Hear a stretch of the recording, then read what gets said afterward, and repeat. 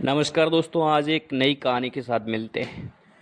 मित्रों, एक रमेश नाम का लड़का था जो प्रथम से लेकर 12th तक टॉप करता आ रहा था और वो हर क्लास में टॉप करता था और 12th तक उसने टॉप किया और उसने 12th करके कॉलेज के में एडमिशन लिया और धीरे धीरे कॉलेज में अपने नए दोस्तों के साथ नई ज़िंदगी जीने लगा और उनके घर वाले चाहते थे कि हमारी ये ज़िंदगी रमेश बदल देगा, क्योंकि वो मिडिल क्लास से रमेश था और मिडिल क्लास वाले चाहते थे कि हमारा लड़का पढ़ लिख कर कुछ बड़ा बनेगा और हमारी इस मिडिल क्लास से ज़िंदगी को कुछ ऊंचाइयों तक ले जाएगा।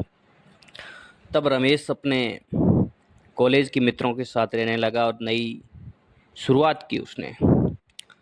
तो वो ऐसे मित्रों की संगत में आ गए जो रात को पार्टियों करना और गलत संगत में पड़ने लगा और धीरे धीरे पढ़ाई से दूरी बनाने लगा।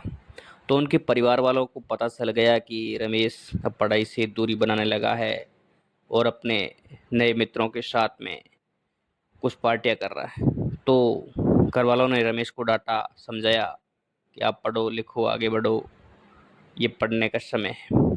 तो रमेश ने उल्टा घर वालों को डांट लिया कि मैं खुद समझ लूँगा, मेरे को पता है, मेरे को ज़िंदगी में क्या करना मेरे को पता, आप मुझे मत समझाओ। तो घर वाले बस सोच में पड़ गए। धीरे धीरे जब रिजल्ट आया कॉलेज का तो एक सब्जेक्ट में रमेश फेल हो गया। तो मित्रों, जब एक सब्जेक्ट में रमेश फेल हो गया तो घर वालों को पता चला कि रमेश फेल हो गया। तो आखिरकार इस घड़ी के अंदर घर वाले उन्होंने काफ़ी समझाया, उनको कैसे समझाए।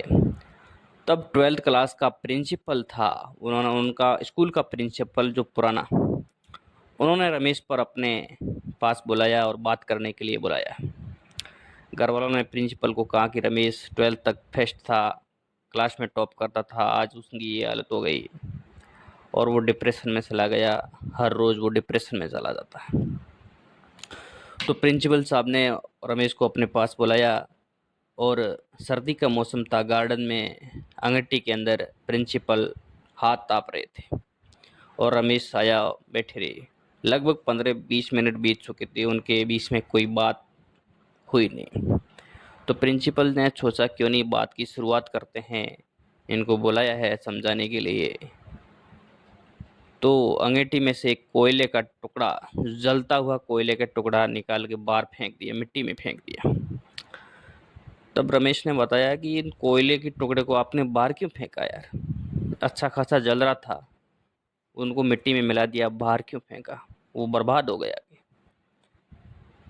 तो प्रिंसिपल साहब बोले, यही मैं आपको समझाने के लिए यहाँ आपको बुलाया है और ये बात आपको समझाने के लिए आज हमको आपको यहाँ बुलाया है।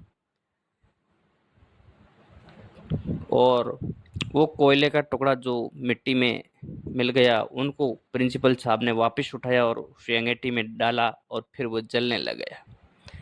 तो प्रिंसिपल साहब ने कहा, यही समझाने के लिए मैंने आपको बुलाया है कि जो ये टुकड़ा जल रहा था, बाहर फेंका, बुझ गया, मिट्टी में मिल गया, फिर से उनको अंगीठी में डाला, ये जलने लग गया।